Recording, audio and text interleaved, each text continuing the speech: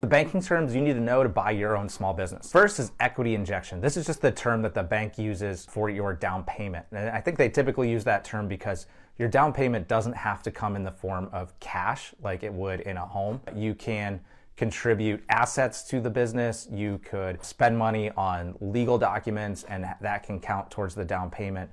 So the equity injection, just think down payment. As far as requirements for an equity injection, our lenders typically require between 0 and 5%. General guidelines, 0 is for if you're a general manager buying out your own business. 2.5 is if you have over 2 years of experience within the industry that you're buying. 5% for everyone else. Next is pari passu. So pari passu is Latin for on the same footing. And when this comes into play is if you're doing a loan where the bank is going to lend you money that's not backed by the SBA. So the SBA limits are $5 million. You can typically get another $2.5 million from some lenders that will do pari passu loans, raising your borrowing capacity to $7.5 million.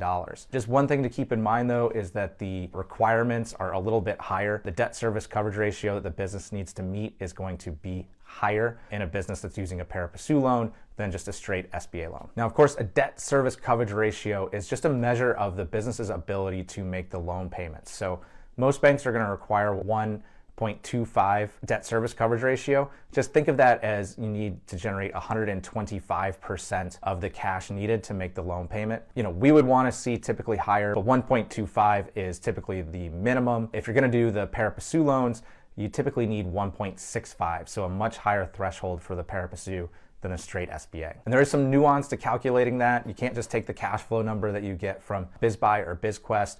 We've got videos on that. Search Owner Actions debt service coverage ratio to get a full breakdown of exactly how that number is calculated. Working capital is the money that you're going to need to run the business day to day. This is by far the most important thing to determine when making an acquisition, because without enough working capital, you are out of business. The bank and the underwriters are really going to push hard on your working capital calculation. One, it's a way for them to just make sure that you really understand the business that you're getting into, and then also to make sure that it has enough cash. So they're going to ask a lot of questions. They're going to focus a lot on the working capital needs of the business. Now, as you're going through the process, the first document you're going to receive from the bank after you've submitted a deal for initial review is you're going to get a term sheet. The term sheet is just going to lay out the basics of the amount of money that they're going to lend you, how that money is to be spent, what are the terms of that loan, just the basic overview of the business. Once you receive that, typically a bank is going to ask for usually a $5,000 deposit to go on to the next level. That $5,000 is refundable if the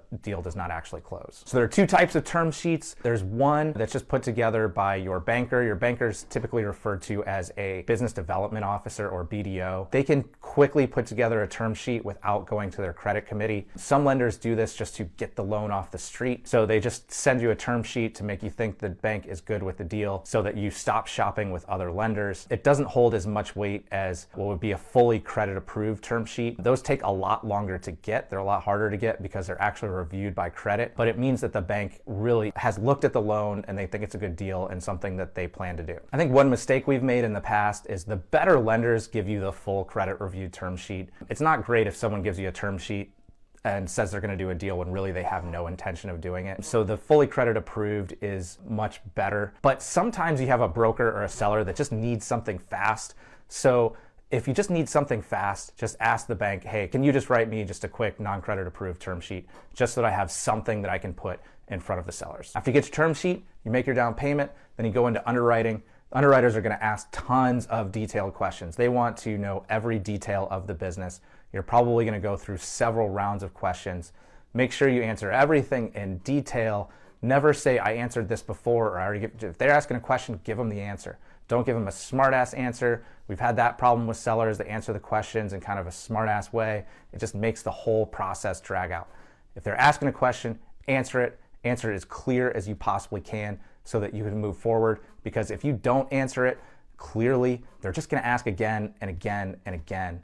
And every time they ask that question, it probably adds a week to your timeline. Once your underwriters put together your underwriting packet, then you're going to go to credit committee, or it's going to go to the chief credit officer, kind of depending on how the bank's set up. This is going to get a much higher level of approval. Once they've approved it, you get your commitment letter. This means that the bank really has done a full review of this deal and they intend to do the loan. Now, the actual document really looks a lot like the term sheet, but it just has much more weight. And typically, once you've done this, now it's time to get into the final things before acquisition. So you've got to start getting your own insurance, really focusing on transitionary items rather than just answering questions for the bank. They want to make sure that everything is in place so that day one, you're going to hit the ground running and this business is going to be successful day one. Because even just missing a few days of revenue or being a few down days can really hurt a business. So if you need help with an SBA loan over $2 million, we do have a complimentary service that can help guide you through step by step.